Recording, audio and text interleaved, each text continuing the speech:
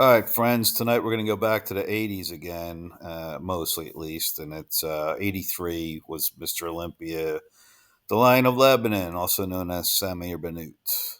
So we're going to get into his back training, and I dug. There was several different articles I had to find to really get the complete story on his back training. You get bits and pieces here and there and on videos, but I tried to get the whole story. So here it is, and there he is as a youngster. Actually, his back looks pretty ripped there, if not real super well developed. Obviously, he was a lot skinnier. Um, there he is doing the wide grip chins. And we're going to start out with this article from '84 from Muscle Power, not Muscle Builder and Power, just Muscle Power. And it talks about a more limited version where I think he's doing the split training 6 days a week, and doing like chest in the morning and back in the evening, or vice versa. But it's talking about seeing on stage him up against guys like Berto Fox, Colossal Fox, Ripped Up Zane, Striated McCowie, and going through their compulsory poses. But then he talks about how when Samir starts doing those back poses, and the back of his legs look pretty good too, and his calves. So he just happened to have it all going on that year, and it was the only year he hit the Olympia. I mean, everything looked great, and he's ripped. Um, so he's talking about again. He said, "I've never seen a back jump, wither, and crawl with the deep and thick slabs of muscle that Bannout displayed. When it flexed, it looked like a volcano erupted, and the others were left in the wake of his ashes. Even the ripped Zane, who was, and we'll show you. I forget if I put that shot in, but there was a shot of Zane's back, which is pretty good. A little smaller, but we'll sprinkle in some Muscle Mag covers that he was on, which he was on a lot. I'm not going to put all of them, but we'll sprinkle a few through here. Here again, he's talking about uh, just when he started popping those back poses. It was, and he talks about his each, like everything right down to his erectors was just right on and fantastic. And of course, really good V taper. And so we'll get into talking about how he developed the V taper. There he is on Bob Kennedy's Muscle Mag cover. Of course, he had a really good skin tone and a nice looking guy. Still around, I believe, today. And I have even a couple pictures from when he was in his 60s. He's like 5 years older than me. And I'm just, so I guess he's getting ready to be 70 or right around there. Um, Much more than a perfect back, though. His whole physique is flawless, and sees no weaknesses or anything. And he's saying that he may go on to be the man to beat in the Olympia. Doesn't turn out that way after this one, but this was his.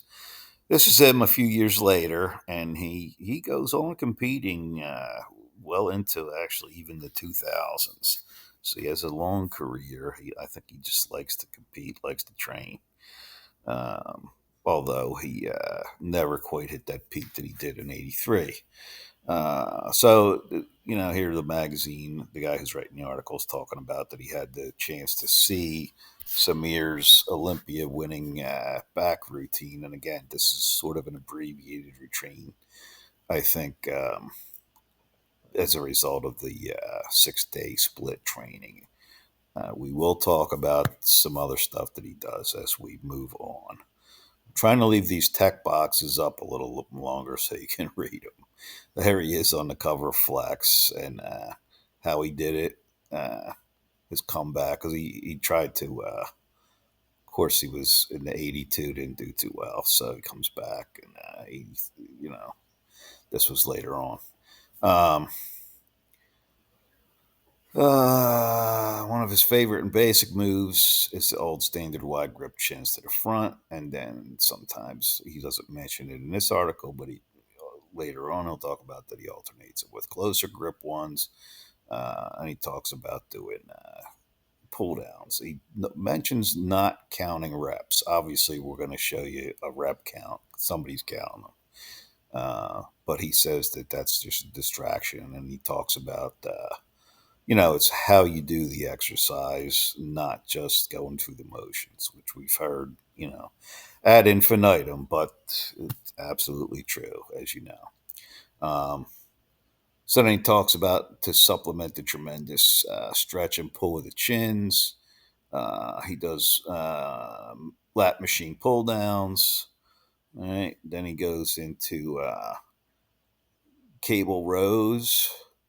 And no, I've always liked cable rows myself. Uh, and then the final exercise, he would actually, it wasn't the final, but where he's laying on his back. And we'll have a picture of that one coming up.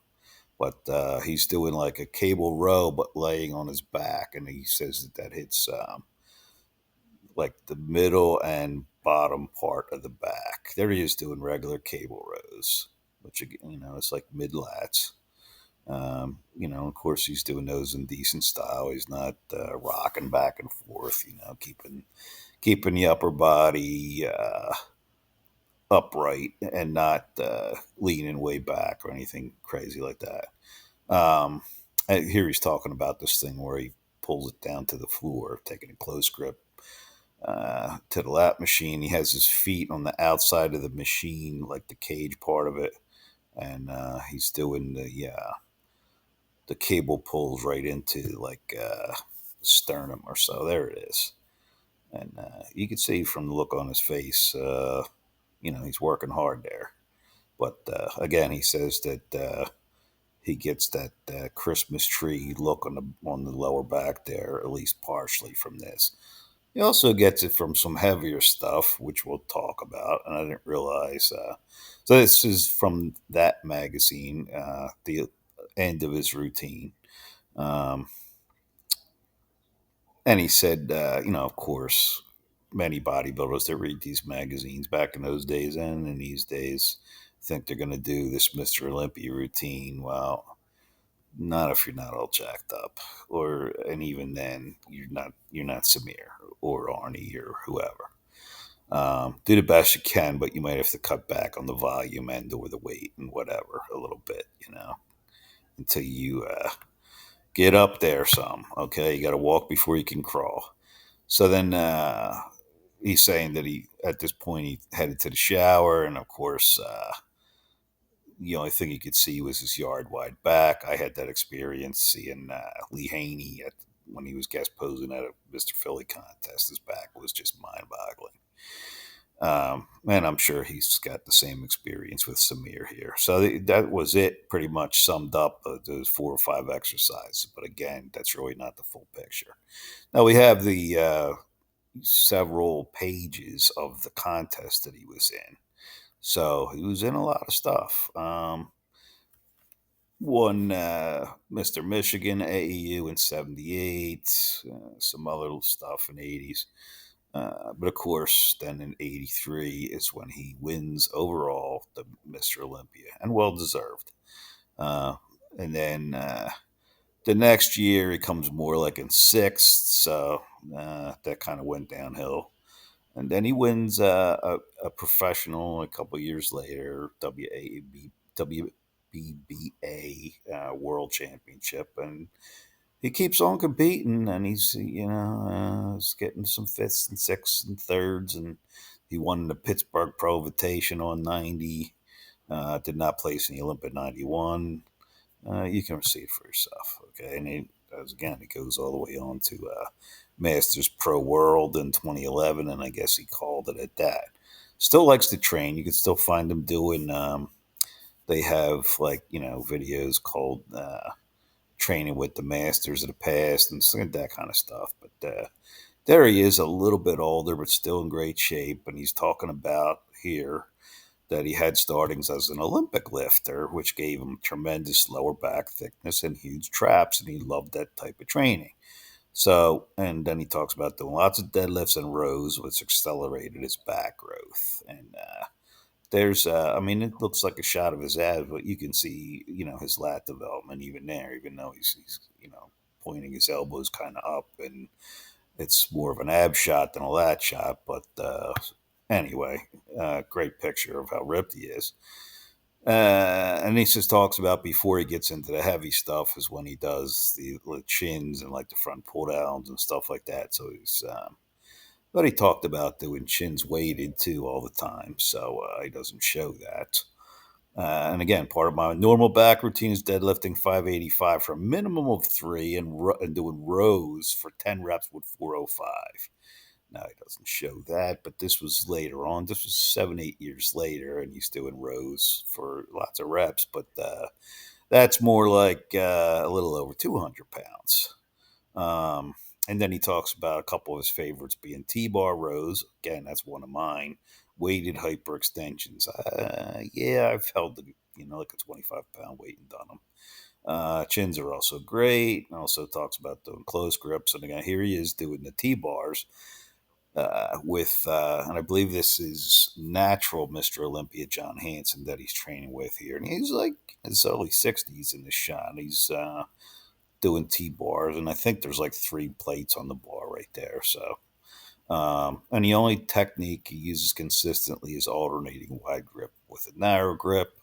And then he talks about the freaky thing where he's kind of laying on his back with the cable rows, with the pulley from the top. And again, he talks about that's people asking him how he has that cedar tree on the middle of his back. And there he is doing the close grips, and he's really leaning back there, and he's carrying on a little bit. This is from like '89, so he's a little bit older. Still very competitive. Uh, there it is, barbell rows. He'll do like 5 sets of them, higher reps, weighted hypers, wide grip pull downs, T bars, weighted chins, and deadlifts, 4 sets of 3 to 10. I'm thinking he starts with the 10, at probably like 200 pounds, and then just keep adding plates till he gets to that 585 for the triple. There are some really good shots from that '83 Olympia, and there is that Christmas tree, which if you painted that thing green and put some lights on it, yeah, it absolutely looks like a Christmas tree. So I guess that's why he did win in '83. And that's going to be about it for Samir for this video. I thank you for watching. Um, Thank you for hitting those like buttons if you would, if you have enjoyed the video. And I thank everybody who has subscribed, both recently and over the years. And if you haven't subscribed, I really hope that you will. It'll help me out, and then you'll get notifications for the next video.